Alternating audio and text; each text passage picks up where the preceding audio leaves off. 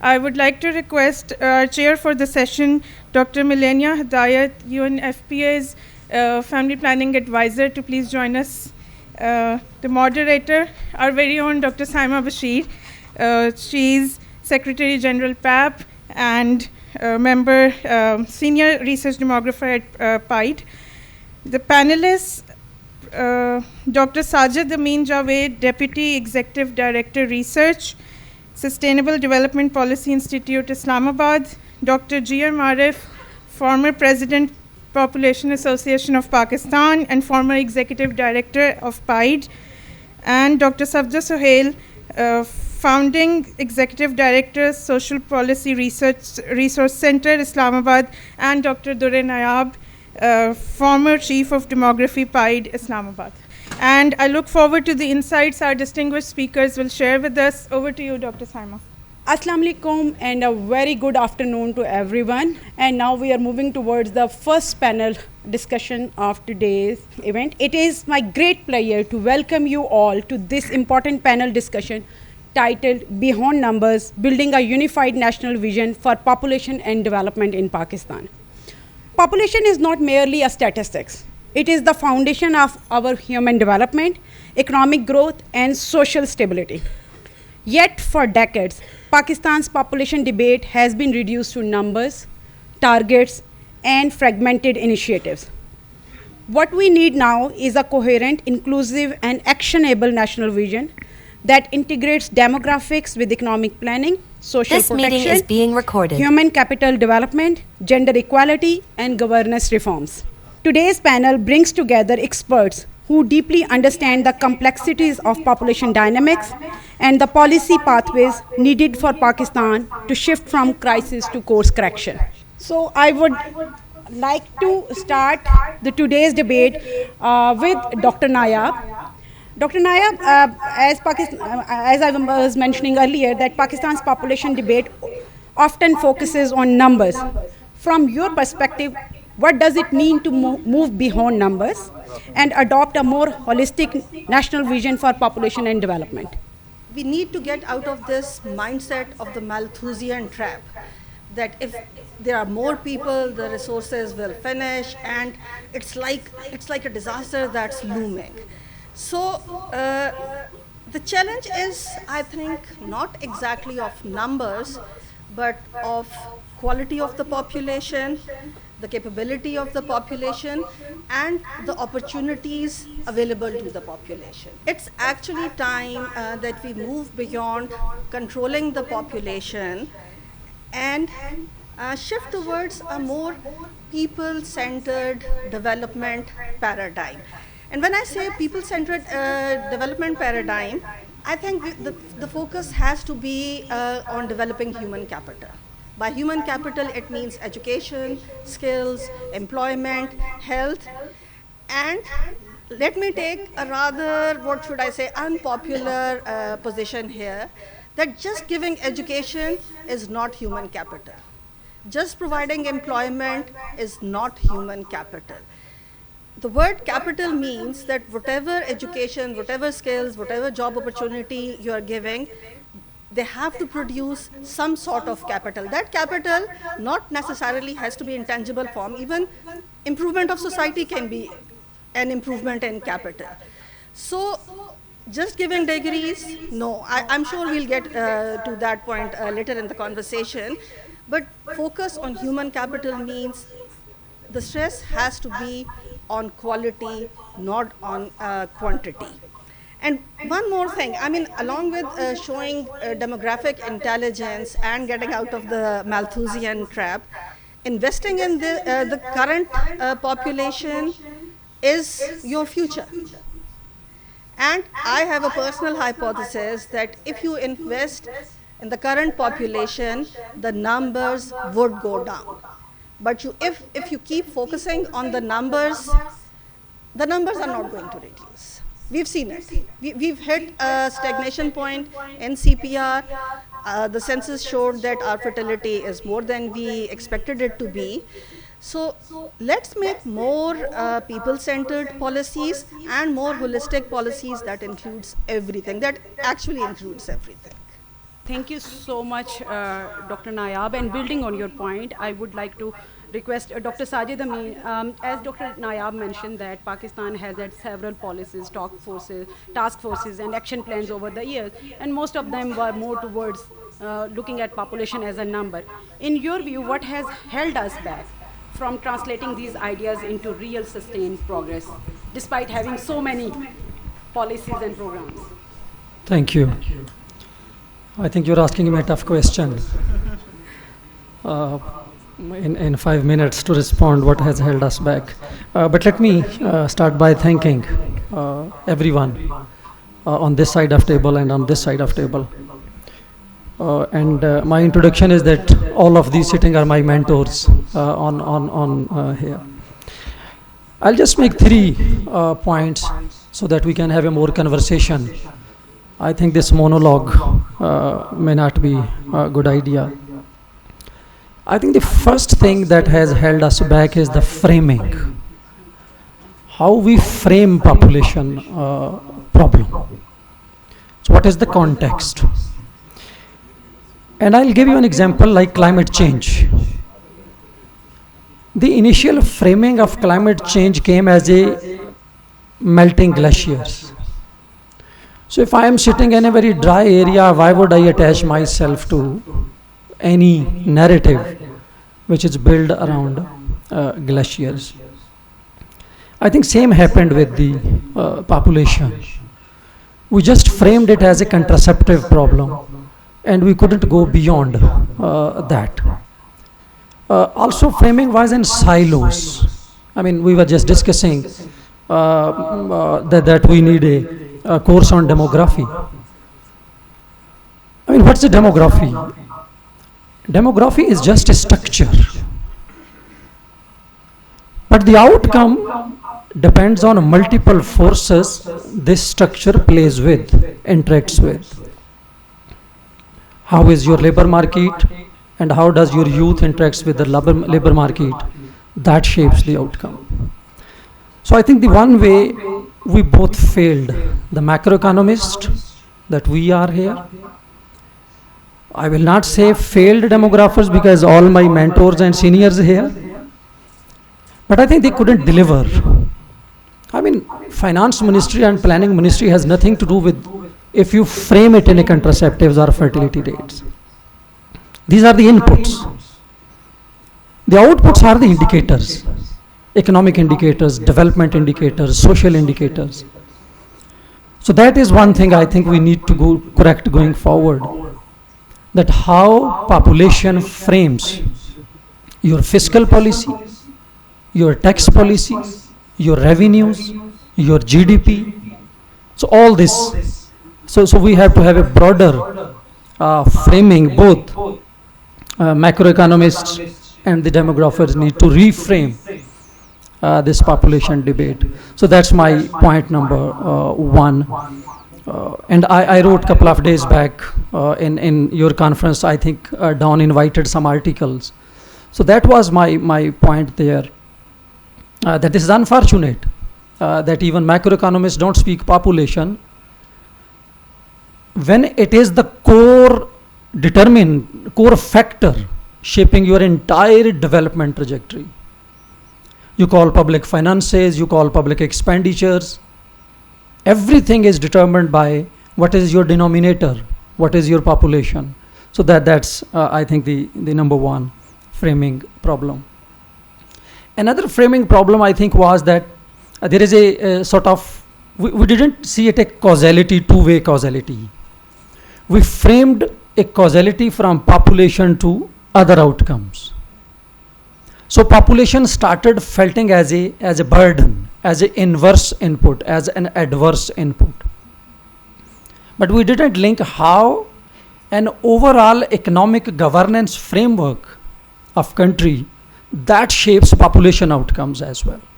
I mean, if you don't have job opportunities for your 60% of under 30 population, so you suffer many fronts. Of course, I'll not go into those numbers. So I think that's again that we need to integrate these causalities, not only from population to other outcomes that has been a mayor, but from the other policies to the policy on the population. And that is my second point. I think we have really made a good progress from population control to population management. This is a good way sort of to understand population. But I think still we are missing, when it comes as a management, it sounds like a controlled management. It's management sort of generally is a short vision, short version. And it's roughly in silos again.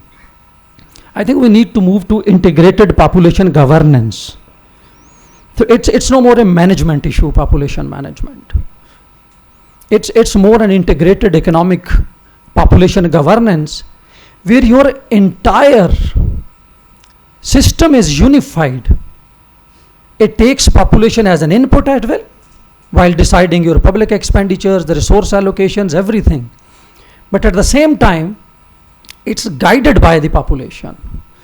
The ultimate goal of fiscal policy, tax policy, population policy, health policy should be directed towards improving the well-being of the people and the living standards. So that is my second point, that maybe we need to move this discussion more towards integrated population governance on.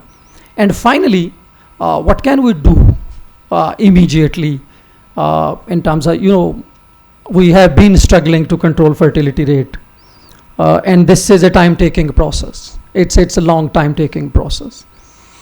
Also, there is a question, what will happen first?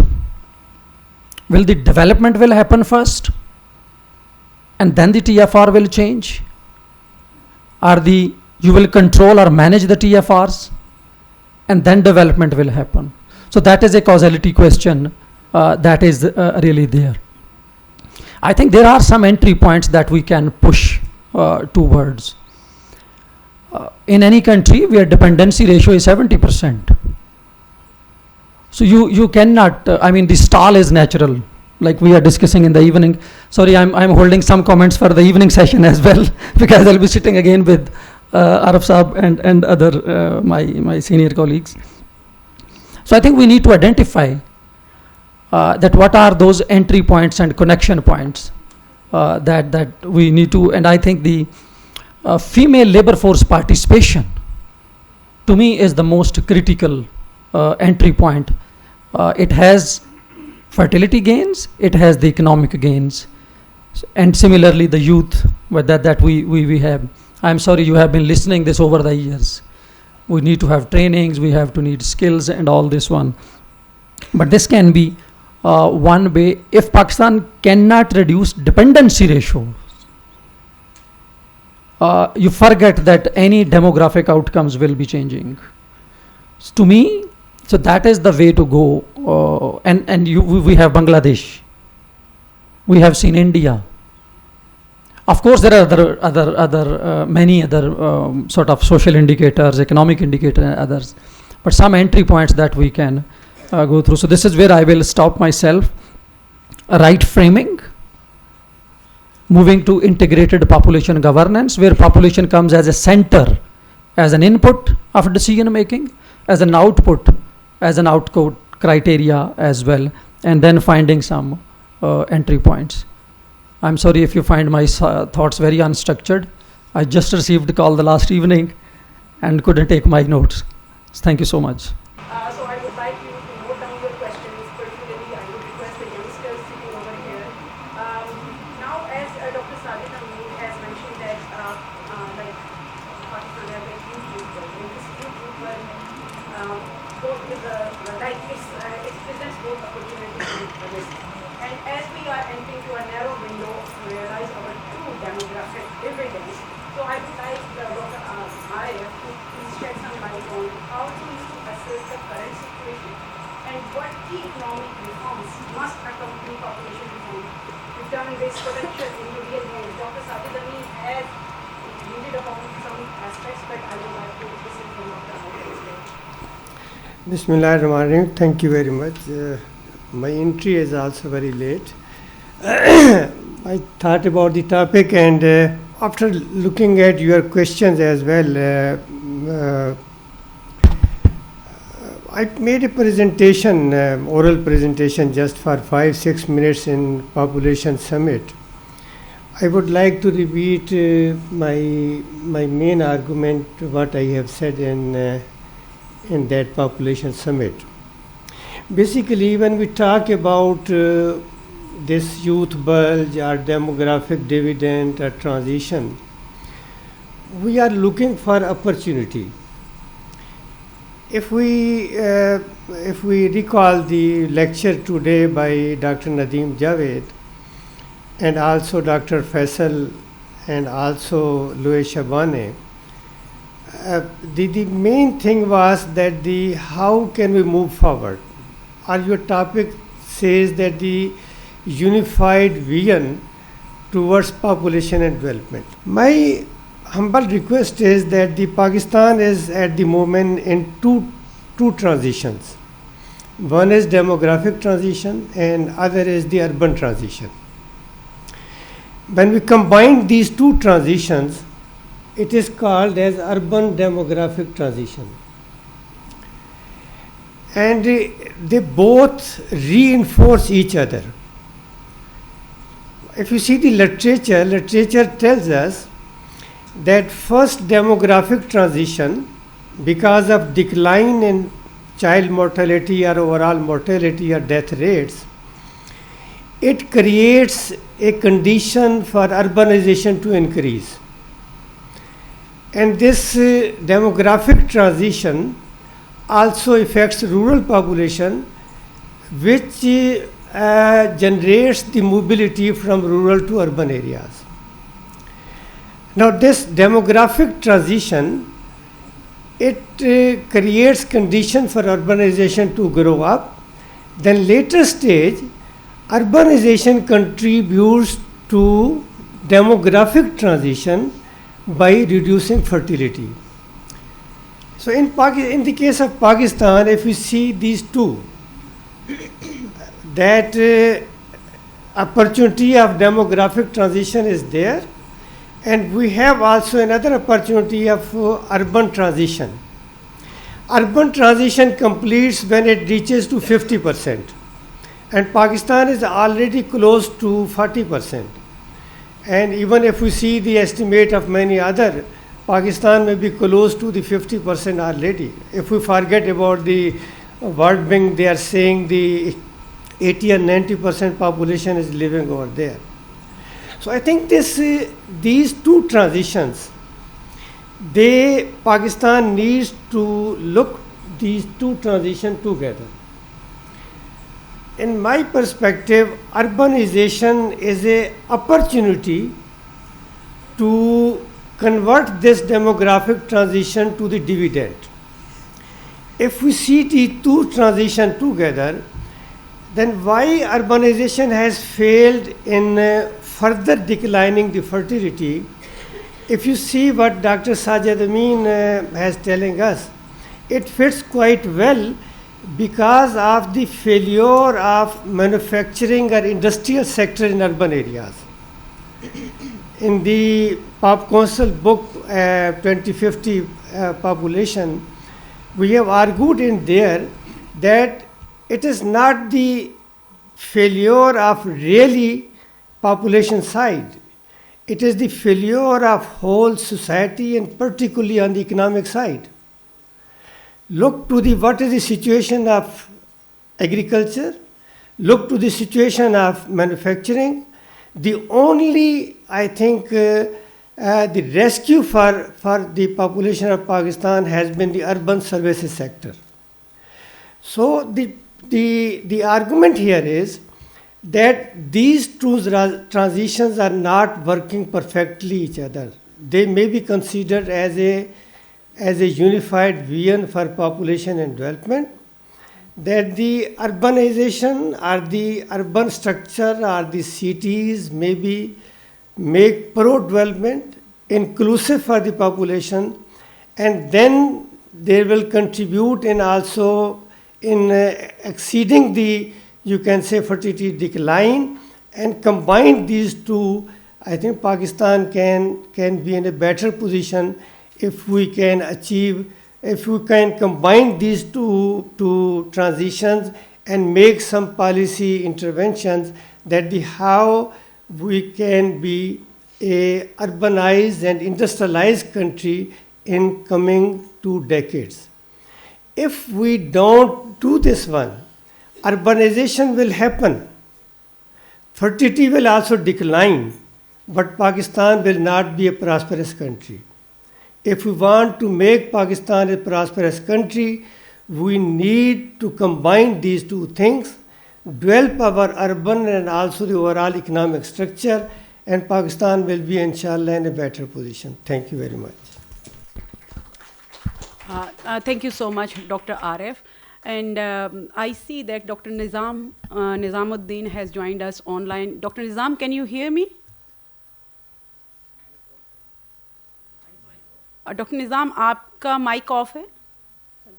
Ji, Dr. Nizam, I want to thank you so much for joining us online. I know you are not feeling well, but I am taking this opportunity of your presence over here, and I would, as Dr. Arif was mentioning, that Pakistan is going in dual transition. One is the urban and the other is the demographic transition. However, if we look at the service delivery, I'm talking in terms of the demographic transition, be it the reproductive health, community outreach, and similarly the human capital of Pakistan, like education. Because we are talking about the forward approach. So I want to know, based on your expertise, I would like to know that what are 2 or 3 key reforms that could make the biggest differences in the next few years that also the urbanization should be more meaningful and more productive and economic prosperity, generate more economic prosperity if we want to have that happen. Dr. Nizam. Okay, I think we need to discuss the debate beyond the previous debates we've been having: urbanization, fertility decline, family planning program. Population policy nowadays in 2025 in Pakistan needs much more different approach than family planning, reproductive health, and population program. We should talk about policies that can influence other policies like education, health, nutrition levels. Family planning population program has already reached its peak. The only way they make a difference is to reach out the unmet need of 17-18% by reaching out to them at their household level, which cannot be done by stationary clinics or hospitals, which we have launched.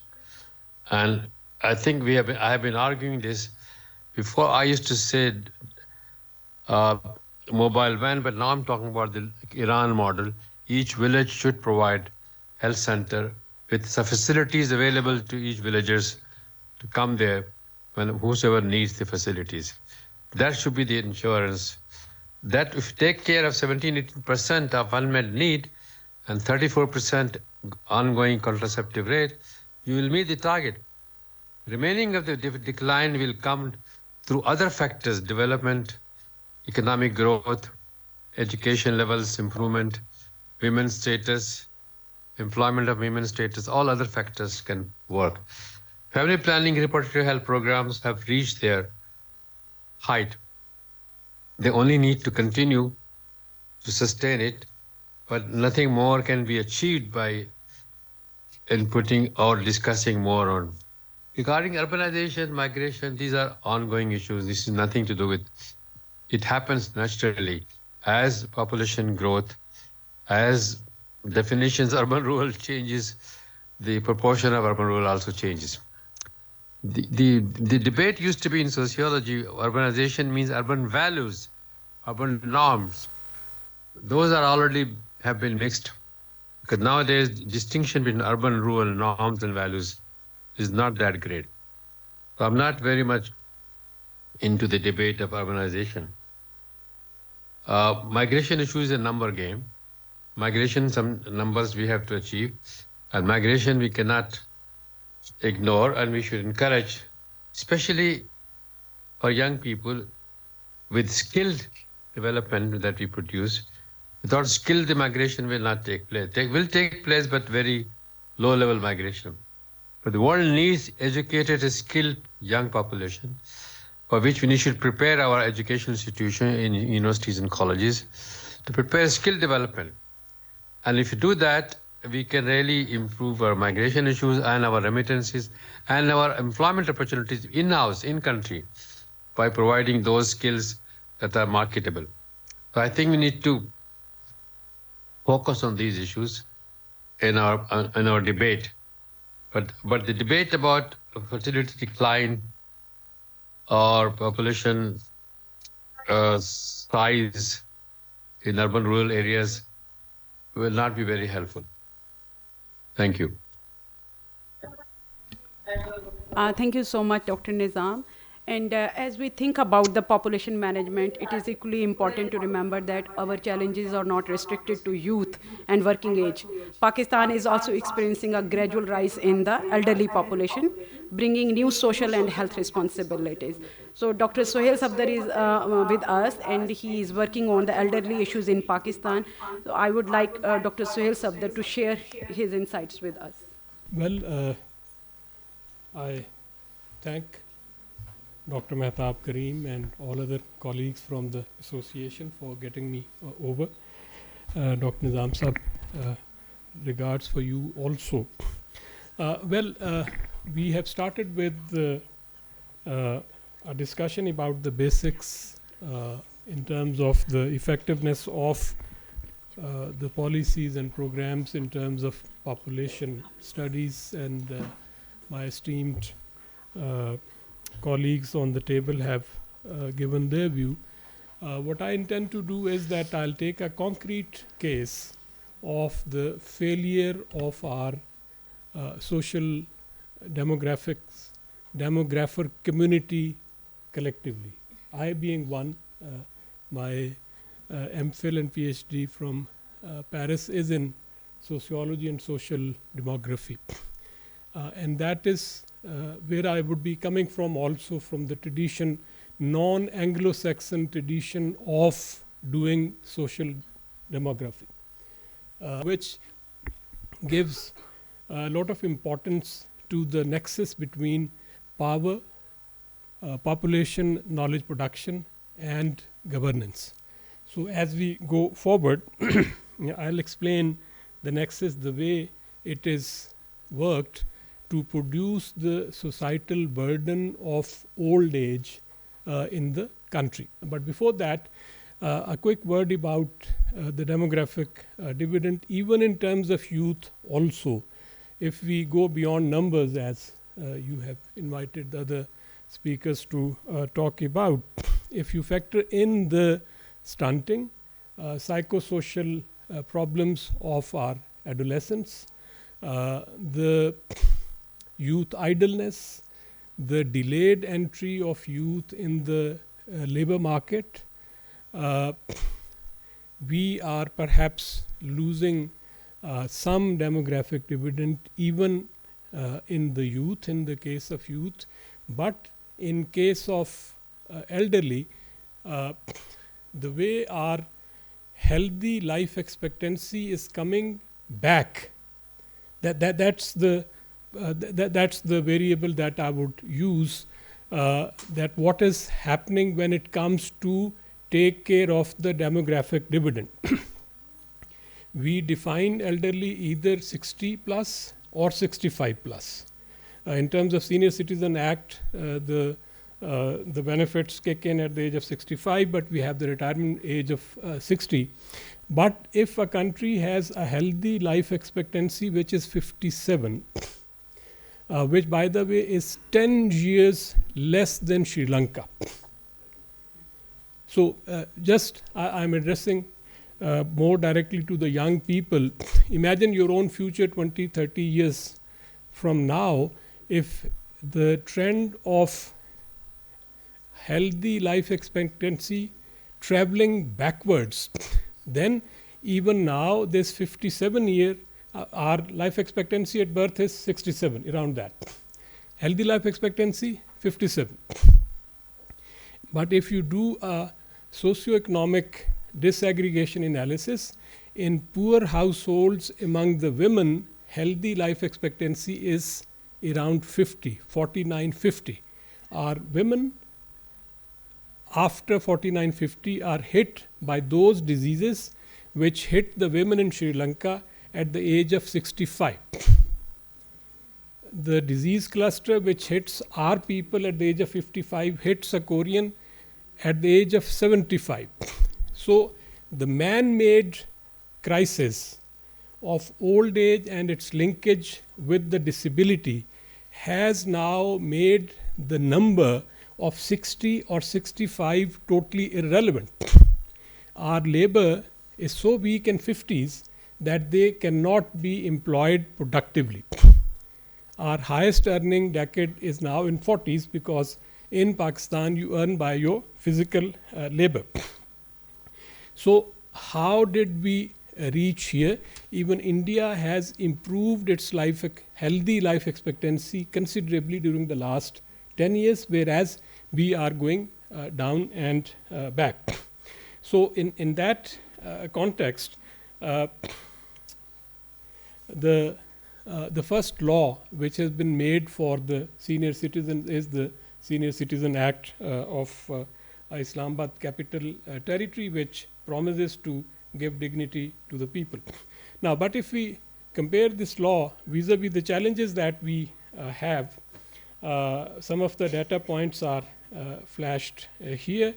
Levels of loneliness, a very small number of people having any kind of old age protection, financial protection in particular, and the expenditure on elderly health is the key driver of out-of-pocket expenditure. But incidentally, our national health accounts do not produce data on this exactly, that how much of the out-of-pocket expenditure is spent on the elderly health care.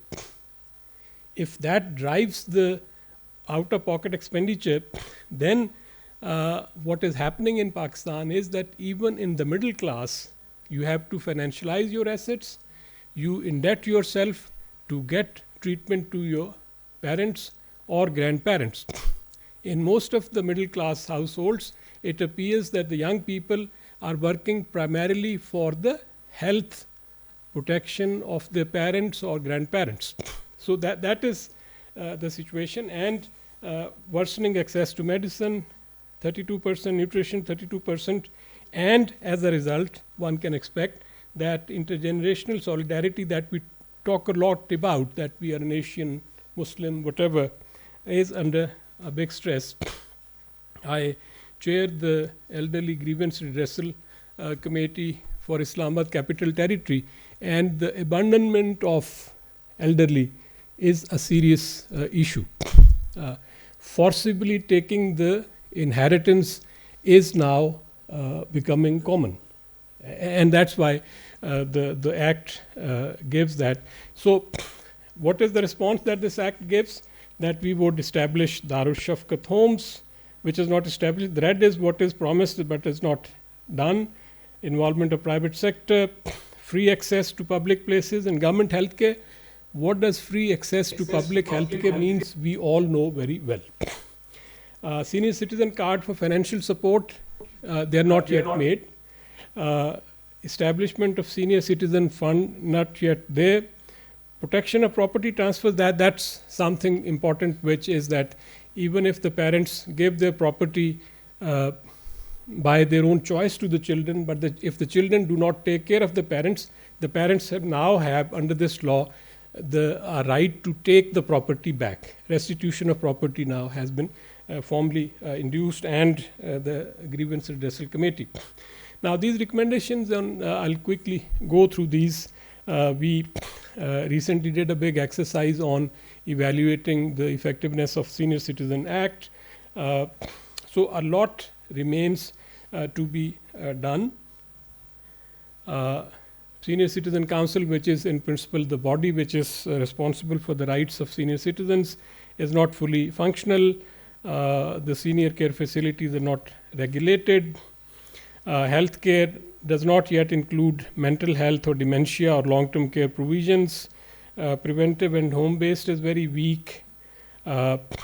Senior citizen IDs, the NADRA, we think that instead of making new cards for the elderly, CNIC could be used. Life cycle social protection is not there.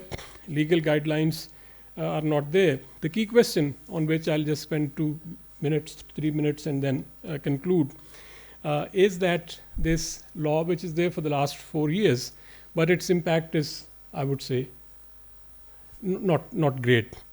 So why is it happening?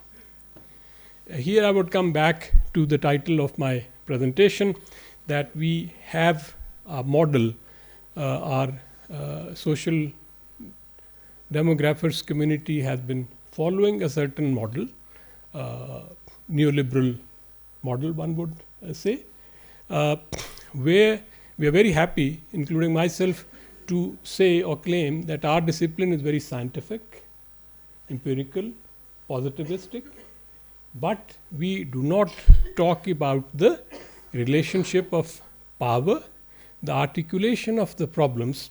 I think in Pakistan, if you ask me that what is the biggest red herring in the country in terms of social health of the society, that is to say that population is responsible for Pakistan's poverty.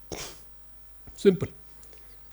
And our social demographers community has happily advanced this thesis, which completely obfuscates the actual causes of poverty in Pakistan and the solution thereof. So, if we continue with the business as usual, the young people can see what is going to happen in Pakistan and the future which awaits us. We already have a 2-tier system which would be further consolidated, with 5% of the population getting a quality geriatric care and the rest basic palliative care for masses.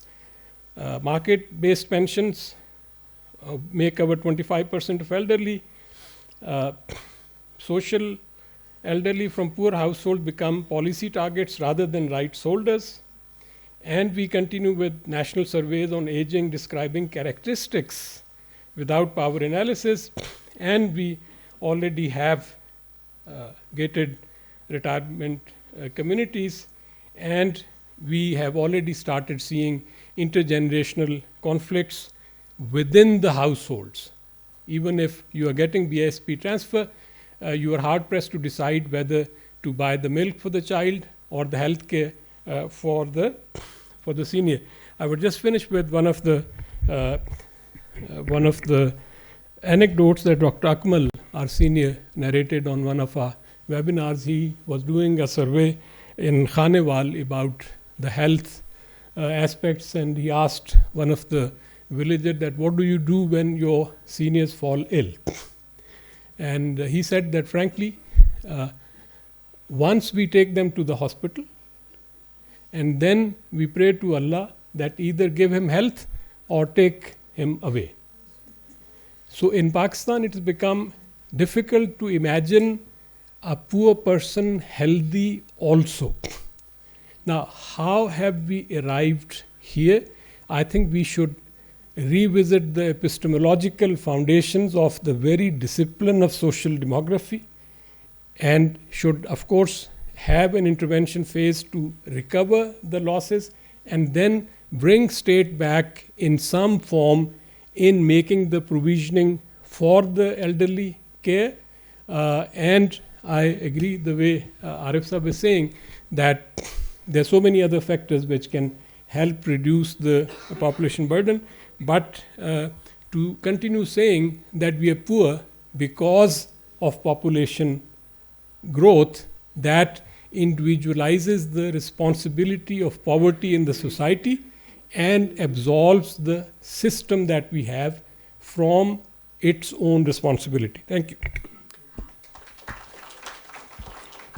Thank you so much, Dr. Safdar. So, Dr. Nayab, whenever I go back to your paper of population, demographic dividend, which you wrote in 2006.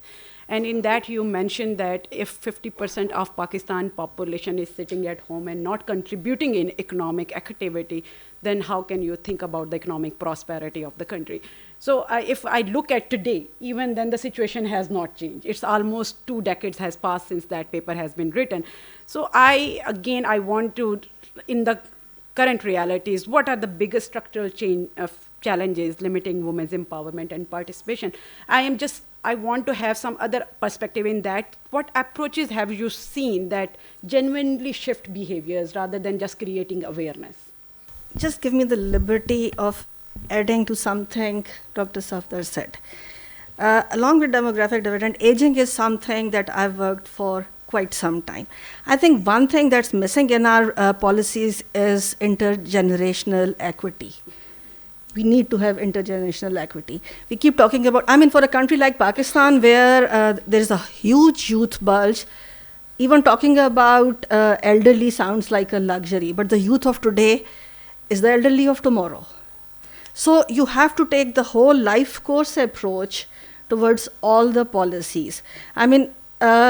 Yes, proportion-wise, even now Pakistan does not have a huge elderly population, but the numbers are already huge. And you very rightly pointed out about dependency rates. I'm already working on it. This age group thing is not functional. So many elderly are working, they are not dependent. And there are a lot of reasons for it. Sadly, some of them should not be in the labor market. I remember I visited France and there was a strike in Paris. The airport was a mess. And the reason was that the government was thinking of increasing the retirement age. And they were reacting. In Pakistan, all the government servants want an increase in retirement age. There it was the opposite because they want time to enjoy life as well.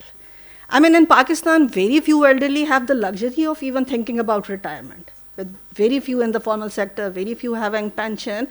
So before I talked about the youth bulge 20 years back, I think this is the time to start thinking about it before the proportion becomes so huge that we want to control that as well. This controlling management, I think that's not a human way of approaching these issues. You call it euthanasia, by the way. Yeah. We are heading towards that. We are killing our elders with our own hands through our own policies. And the paradox I see in it is that on one hand, we want to increase life expectancy, talk about improving health services, and then we consider elderly as a burden. This is a paradox. It does not make sense. Coming back to gender, I think the same kind of things exist in our gender dynamics. We know the numbers, so I won't go into numbers. The latest labor force survey showed that our female labor force participation is 24.4%, an increase of hardly 1-2%. And right now we are talking in very, very academic, not philosophical terms. Yes, women work a lot. If you take account of the care economy and the household work they do and give value to that, that's huge. But right now, why can't we even compensate for that as well? So we are talking about the work that's compensated. I think it's both. We need to change the environment we are living in, the environment women are living in. And again, I would say it's both kinds of environment, tangible environment and the environment that's not tangible. Why don't women work? We have certain values. Why do we see so many women working in shopping malls? Because it's what? There is security. And they feel safe. Women cannot work all kinds of jobs that men do. So you need to have a physical environment that females find conducive. And the environment both environments are man-made. The other is the mindset. Being a female, trust me, that mindset is something that I think as the biggest hindrance. And it starts from the family. It's the moment they leave the house, it's where they are working. So if like I said, it's a double-edged sword. we already have a huge unemployment rate, a lot of underemployment. I mean, I call it suboptimal employment scenario in Pakistan. If women enter the labor force, where are the jobs? And where are the jobs that females can take up? They can't take all kinds of jobs. So it's both kinds of environment that needs to be changed. A feeling of safety, increased mobility. Mobility is a huge issue. How do they get to their workplace? And then, of course, the other issues, everything is at times not even about gender. I mean, they are young girls and boys. I'm sure they are worried about their future, even with degrees. In Pakistan, there is a credential inflation right now. People have degrees. I mean, lots of degrees. It's credential inflation. So many degrees, and there aren't any jobs. We've seen the graduate unemployment is high in Pakistan. It's even higher for females. It's high in urban areas. It's even higher in rural areas. So it's a very complex situation. And population, let me say it very, very clearly. Population number is not the issue. Our economy, our economic structure, and our governance structure are the problem. I keep giving this example that nobody says that with over billion plus population, why doesn't anybody say that China is overpopulated? Because the quality of population has improved a lot there. Even nobody says about India even. They are a billion plus. We are overpopulated with 250 million, and they are not overpopulated with over a billion because they've increased the human capital of their population, and their economy is working. There are more jobs, more females employed. The opportunity cost of having more kids has reduced there. So everything is working in a, I won't even say a two-way fashion. It's like a cycle. Everything is affecting everything. So for females, it's both. You have to change the environment, the man-made environment, the infrastructure, the mindset. Everything needs to be changed. I can't agree more with Dr. Nayab that we need to take a holistic approach when we talk about these issues, and our economic and governance structures are the problems rather than the population numbers. And as we have in the opening remarks by Dr. Loy Shabane, he also touched upon that population is a provincial subject, and every province is dealing it according to their own priorities. So we talk a lot about the coordination, because this is lack of the coordination between provincial and federal government that is creating a lot of issues. So Dr. Sajid Amin and Dr. Arif, I would like to know that what would effective coordination actually look like in practice? I want to know, like we talk about, sometime I feel like we are using it as a jargon, but what it actually is in reality. Thank you. Just two submissions before coming to your question. I think there are two extremes that we can take. One is that population is the cause of every problem, and the other is that population is not a problem at all. I mean, these are both extremes. We have to avoid it. China's example, Dr. Durre Nayab gave, I think it's not about the population size. It is the rate of growth at which you are growing, because that shapes the efficiency of your resources allocations. If you have a very high population base, like Pakistan, multiplied with high population growth, rate 2.55%, there is a resource lag coming in. You cannot invest. You cannot match the investments needed per capita, which are efficient, efficacious, those who are sufficient. So I think we have to balance this one. It is the growth rate of population that shapes the final outcomes. Social, economic, and environmental even included these days. So I think the growth rate will be a problem. We have to be mindful. I don't want to leave you with the lesson that all problem are the economists, when only one sitting on the stage. And also, I think this really tells also the other story. Who we are convincing? I mean, it's all demographers convincing demographers. Where are the other people? Those who interact with them. So I think this population debate need to go beyond demographers. It has been 4 or 5 decades within the demographers. We need to take it beyond. And unfortunately, on the other side as well, that we didn't see anyone from Planning Commission. This conference should have been happening in the Planning Commission. I mean, if NIPS is chairing it, what value we are adding to policy? Because we are discussing all the year the same things. So we need to. So that's one point, that it's the issue on this one. Let me finally, in terms of coordination, this is the key problem that we face in every dimensions, every policy in Pakistan. I really don't have any clear answer that what should be the exact way to coordination, but one which itself is a non-starter, but still, I think the resource distribution is one key element which can coordinate, which can push people to coordinate. If you go performance-based NFC award, there is a discussion reducing the the weight of the population, still struggling. If you see the NFCs of Bangladesh and India, they modernized it in 90s. And that is where the population also started growing slowly and economic activity became more sustainable. So if you see the Bangladesh example. So I think this can be one way, which gels you together.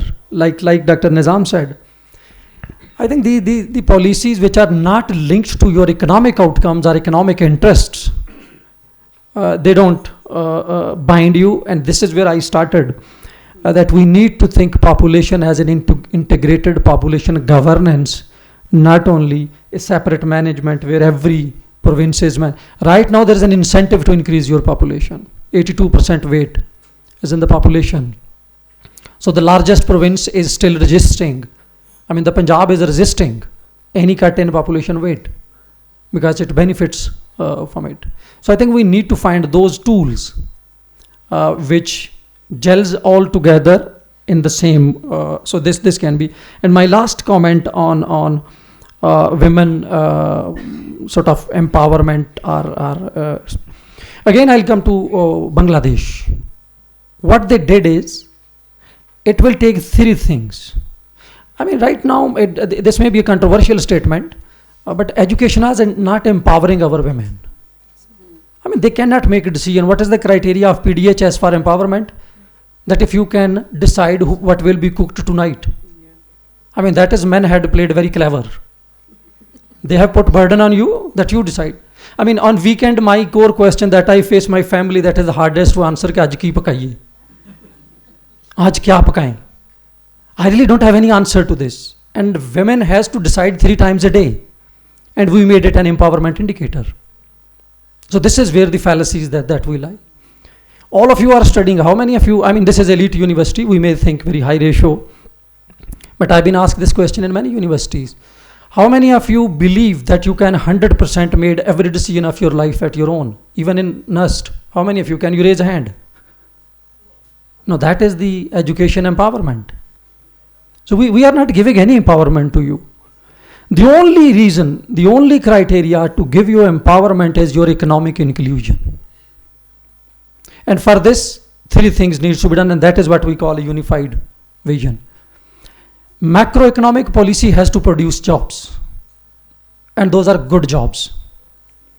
Right now, majority of women is an agriculture women, the workforce, because we need them there. If I'm in my fields, I need somebody to get my bread to the fields. My mother used to bring when I was a farmer, and we see she's working there, or some other low paid workers. So decent jobs for women. Honestly, mobility will not be a major criteria going for 4 or 5 years forward. The criteria, we have the same problems in Bangladesh. They produced good jobs in SMEs sector. They incentivized tax to SMEs. The SMEs, those who are applying women, they were given tax rebates, tax exemptions. So that is one. And finally, is the right skills. And I think the transformations that we are having now, AI, technology, they have put every country now same. The manufacturing period is gone. So all are at one place. So to me, this can be a common start. Can we skill up our youth, women on modern jobs? So I think we have to do multiple things. Thank you so much. Thank you so much, Dr. Sajid. Dr. Arif, please, if you want to. I think after listening our panelist this afternoon, I can say coordination, the demographer needs to be widen their scope of coordination. Coordination is not between provinces and federal government for population management. I think if I remember the last couple of years discussion what is going on, then it sees that the coordination is between many sectors and many departments, because population is everywhere. In labor, population is part of the labor. Even if you go to BSP, population is part of there. As Dr. Sajid Amin said, that your tax policy, your everything, population is there. If population is everywhere, then the coordination is not just between provincial population welfare departments and the federal government. The coordination is between different sectors of the economy, different ministries, that the how we can make overall our economic and social structure that can be inclusive of the population of Pakistan. So coordination should not be seen as in a narrow sense. Rather, we need to make it a more broader term for the population welfare or the population improvement, you can say. Thank you so much. And because we are short of time, I would just request. Can I? Gigi, sorry, sir. I'm sorry. I'm sorry. I'll quickly respond to the comments, particularly from my dear colleague Dr. Sajid. To say that having fewer children is better is one thing, and to say that we are poor due to that's entirely different. That is one thing. What I was saying was, what is a red herring? Red herring is basically used for obfuscation, to muddy the thinking and analysis. So that's what I meant, that in our epistemological framing, if you put it up front and center, a lot of confusion is created, which need to be avoided. That's what it is. But I have a serious fear that if we continue with burning our demographic dividend on both ends, the youth, adolescent and youth, and people in 40s and 50s. One, if we continue encouraging people, or if talented Pakistanis keep on going out of the country and our healthy life expectancy comes back, you would need higher population growth rates, or you have to allow immigrant labor to come and work in Pakistan. Now this is a serious model which is being worked at by many people, that actually Pakistan may need to accelerate its population growth rate to counter, or if you are really serious about adopting the view that fewer children are better, then you address your health, then you address your market and state relationship when it comes to the social policy, which is at the heart of the contestation, that what kind of social policy Pakistan needs. And on women, I would say one of the major challenge that women are going to face is the quality of job. Now, why are younger, particularly women, are not thinking about the kind of social security they would have or they should have. They are working for 15,000 rupees a month in departmental stores. So where is the worker aspect of women's job? So when we talk about female working, we talk about this population who is here coming from well-to-do families, good jobs, etc. But that is a part of it, even in their case also. So women is also a worker, and we need to talk about work-based social protection and fight for that. Only then the system would start responding. Thank you. Thank you so much, Dr. Sohail. Very pertinent points. Now I would like to open the floor for questions, and in the interest of time, we would only take 2 to 3 questions. Please keep your questions brief. अस्सलाम वालेकुम. मेरा सवाल ये है, as you people are talking about women inclusion in good organizations, but it is not a question, it is a comment actually. I have seen some vacancies in military previously, और उन सब की requirement थी male. There were very big vacancies requirements like engineering and other requirements, but सब के अंदर साफ mention था male required है, male required है, male required है. So how can we apply in that firms, और किस तरह से हम अपने आप को आगे कर सकते हैं? And इस तरह की partiality I have seen in multiple organization. If a girl is married and she has a kid, तो सबसे पहले यही होता है कि जो single है या unmarried है, that girl would be preferable for that post. So how can us apply in firms and organizations, और हम किस तरह से आगे बढ़ सकते हैं? Thank you. And I will add 2 things more to it. एक तो फ्लेक्सिबल वर्किंग आवर्स का कोई हमारे यहाँ कॉन्सेप्ट कॉर्पोरेट पे भी बहुत मुश्किल से इन लास्ट 2-3 सालों में कोविड के बाद आना शुरू हुआ कि ठीक है फ्लेक्सिबल वर्किंग आवर्स होने चाहिए. सिमिलरली सिर्फ और सिर्फ फ्लेक्सिबल नहीं, आप कॉन्टैक्ट पॉइंट्स भी वीकली फीमेल्स को ऑफ़र कर सकते हैं, और एक पॉलिसी लेवल पे भी इसका प्रोविज़न होना चाहिए कि अगर आपका बच्चा 1 साल से कम है, 1.5 साल से कम है, तो आप उस खातून को इक्विटी से पेश करें, ना कि आप इक्वालिटी से वो खातून जो अनमैरिड है और वो full time office 9 to 5 job कर सकती है. वी टॉक अबाउट कि जी आने वाला फ्यूचर हमारा पर्सपेक्टिव होना चाहिए है, तो हम आने वाले फ्यूचर की कहते हैं जी आपके जो यूथ है वो मोर रिस्पॉन्सिबल हो, जबकि आप देखेंगे in the last few years जो टाइम और जो कॉन्सेंट्रेशन एक फ़ीमेल अपने बच्चे को देती आई है वो बहुत डिक्लाइन हुआ है, और उस तरह से वो अवेलेबल भी नहीं है इमोशनली उसके लिए. अगर आप देखें मेंटल हेल्थ इश्यूज़ हैं वो भी बहुत इंटर रिलेटेड हैं to the presence and availability of parents in the childhood age. तो these are few things which nobody talks about. And जब हम जेंडर लेंस की बात करते हैं, हम आपने वर्ड यूज़ किया इकोनॉमिक इंक्लूजन का, तो उन सब में I think this also needs to be addressed. Thank you. Thank you so much for your comment. I believe it's a comment. And anybody else? Dr. Naya was talking about the population and how the problem is not with the population and it is with the management and the policy, and I truly believe in that idea. And Dr. Amin was talking about how the a certain growth in the population is creating less availability for resources for everybody. Well, I believe that this is not about the division of the resources. This is about how honest our elite captured society is to be available for all the people in an honest way for the distribution of the resources.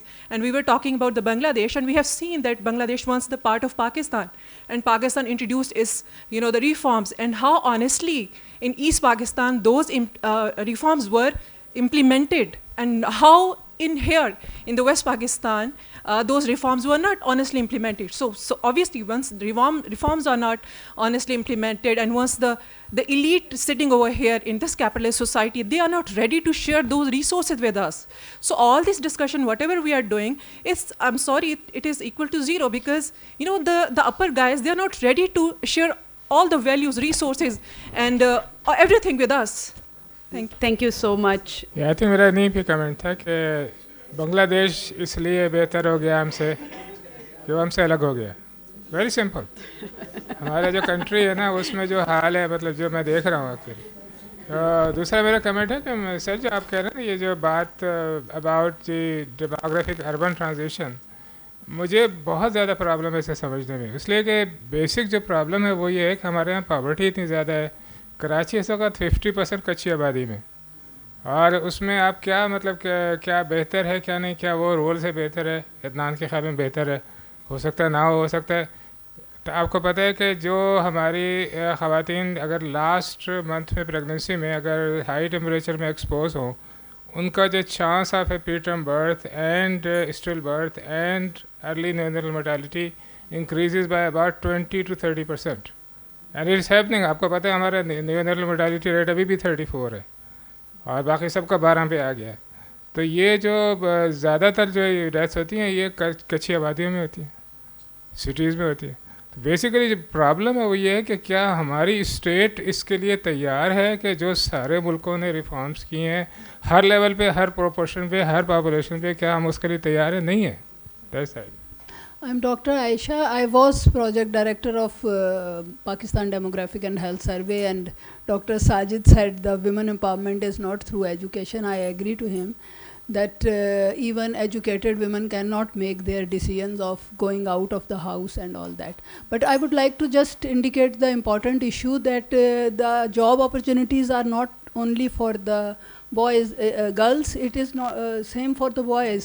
Even educated people from NUST and the other universities, they are going out of the country, and there is a large brain drain from this country, and only the uneducated and the people who do not want the jobs are staying here because they cannot sustain their families, they cannot supply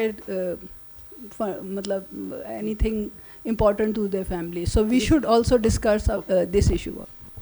ji doctor Arif, आप respond करना चाहते ना फरीद मिदत साहब ने जो बात कही, आपकी बात बिल्कुल सही है, लेकिन जो हमें लिटरेचर बताता है ना जी कि जो आपकी स्लम एरियाज़ या कच्ची आबादी जो आपकी ग्रो करती हैं, ये डेवलपिंग कंट्रीज़ में हुई, यूरोप में ये नहीं था।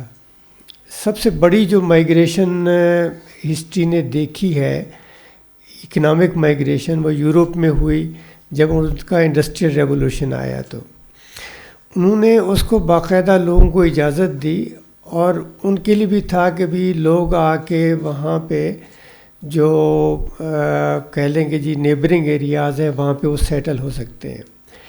हमारे यहाँ जो बड़ी वजह अगर आप गौर करें थोड़ा सा इस पे, तो ये कच्ची आबादी इसकी डेवलप होने की बड़ी वजह ये है कि हमारे यहाँ इंडस्ट्रियल सेक्टर डेवलप नहीं हो सका। इंडस्ट्रियल सेक्टर के साथ हमेशा हाउसिंग इम्प्रूव होती है, और ये जो जितने लोग आने हैं उनके पास कोई और चांस नहीं है। वो घरों में जाके औरतें काम करेंगी, कोई रक्षा चलाएगा, कोई वहाँ अखबार बेचेगा, कोई रेडी लगाएगा, लेकिन उनके पास रहने के लिए कोई जगह नहीं होती।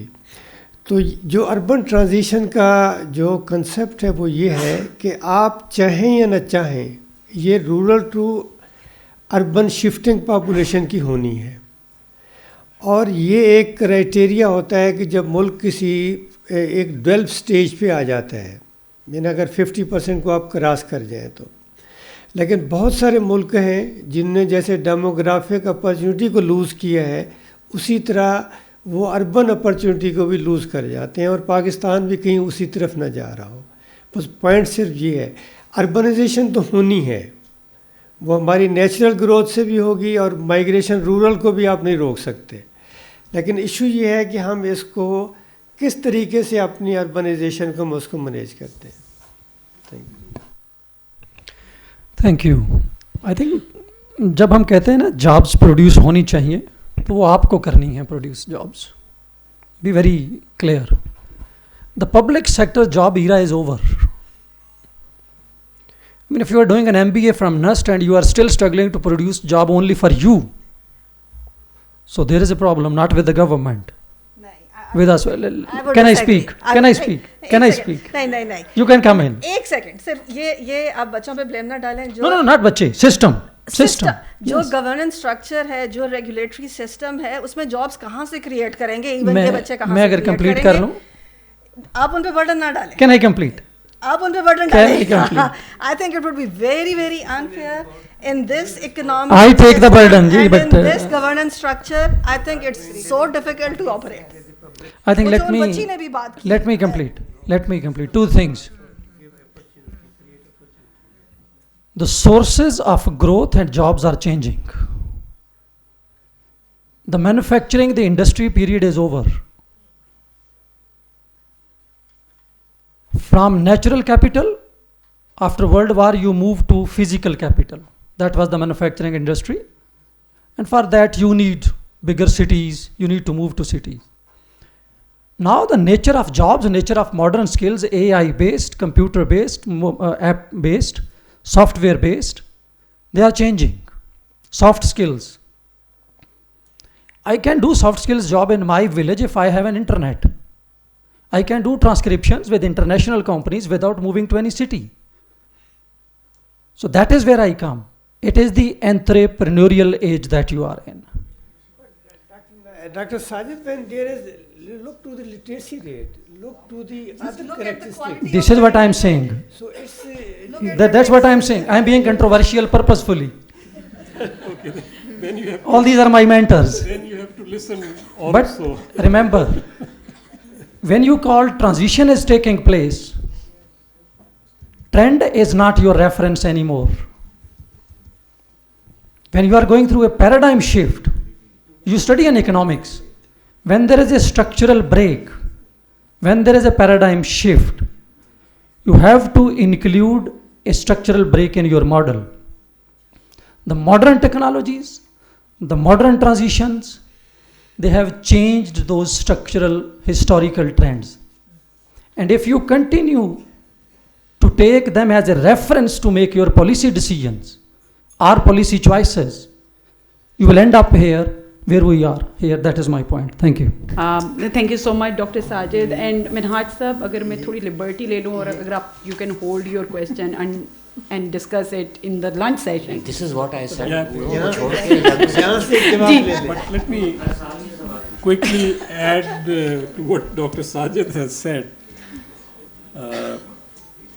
You see, to say that jobs you have to create yourself, it is desirable. Private sector. Yeah. And by yourself in private sector. Yeah, private sector has been and would be a good source of employment. But if you look at the European scene, इस वक्त Europe में 40% jobs जो हैं, new jobs जो हैं, वो social solidarity economy में हैं.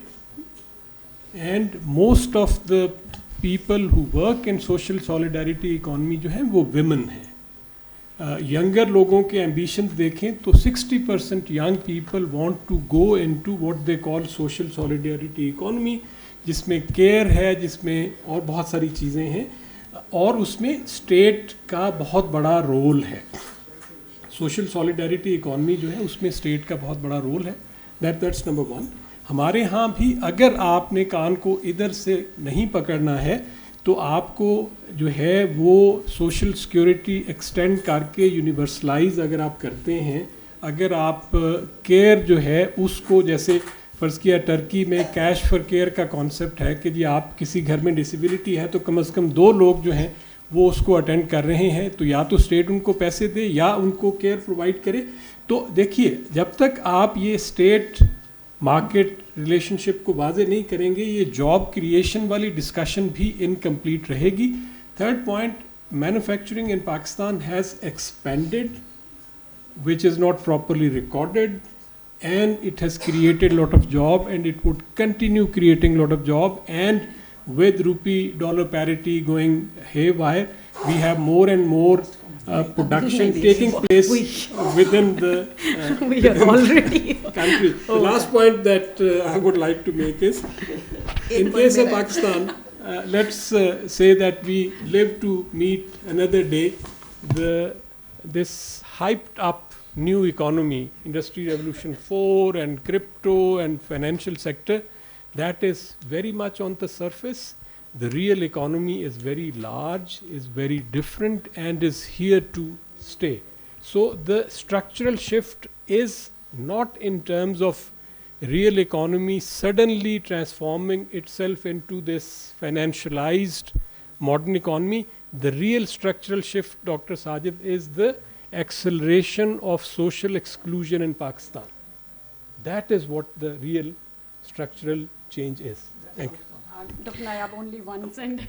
One sentence. Yes, it might not be the government's task of providing public jobs, but it's government's job for providing a conducive atmosphere. That is exactly.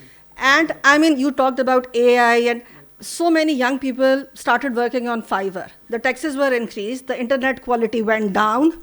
What do? So, no. I mean, the government has to take its responsibility. Nobody's saying to provide them sarkari naukri. That typical sarkari naukri is the problem probably for this country right now. But providing an atmosphere where all of them can actually flourish, that's government's job. With the fear of being misinterpreted, 2 quick points. Only 1 point.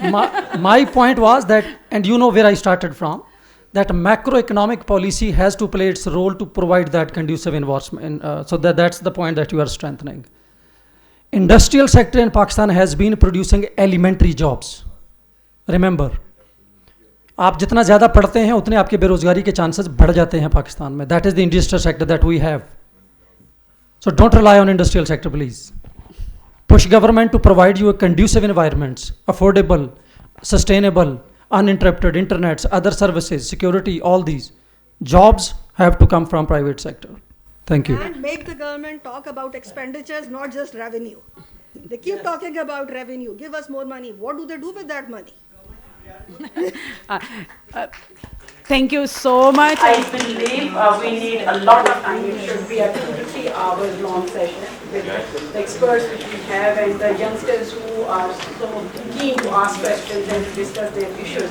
Now I would like to request our chair of the session, Ms. Melania Hidayat, for her remarks.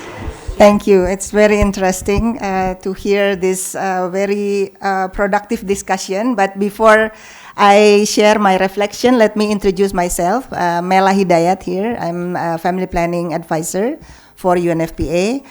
Originally, I'm from Indonesia. I've been here for 18 months. And I believe the later part of discussion was very interesting, but unfortunately it's mostly in Urdu. I promise to learn Urdu, and then next time I will be able to join the discussion. So let me just share with you some of my points, reflection from the discussion today. I promise it will not take too long.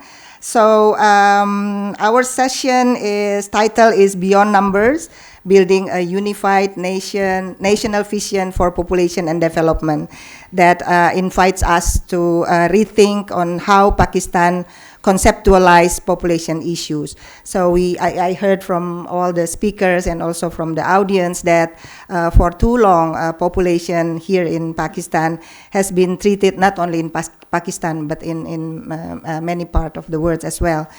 It has been treated as a sector-specific challenge, but population is an economic issue, a governance issue, a climate issue, and fundamentally a human development issue.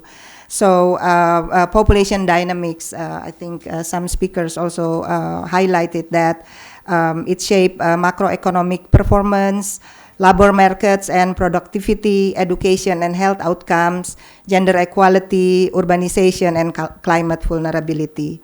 So numbers alone cannot guide policy. Their meaning, distribution, and implication must shape decision making. So then now, why Pakistan needs a unified national vision? A coherent national vision is essential because Pakistan's demographic realities are shifting faster than policies, financing structures, and service delivery models. So a unified vision requires us to shift from reacting to demographic pressures to anticipating transitions, from siloed programs to cross-sectoral planning, and from generic national policies to province-led context-specific solution. and from data collection only to data-driven governance and accountability. So the real question is not the size of our or Pakistan's population, but whether systems are strong enough to transform people into a productive, empowered, and resilient nations. So I think I would just like to end my intervention by maybe capturing 3 overarching insights from this discussion. That population is, again, not a standalone issue. It is the backbone of the development. Second, evidence and governance must work hand in hand. And lastly, human capital and rights must be at the center of Pakistan demographic future. So with this, thank you for the very lively and fruitful discussion. And I think let's continue the dialogue beyond this session. Thank you so much. Thank you so much, Ms. Melania. And now I would like to thank you all of our panelists over here. And I would request Ms. Melania to present some thanks to our panelists.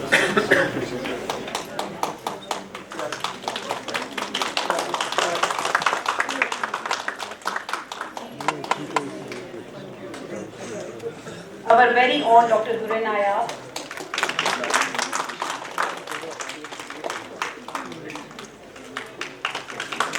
Now I would like to request Dr. Arif to please give a to Ms. Melania.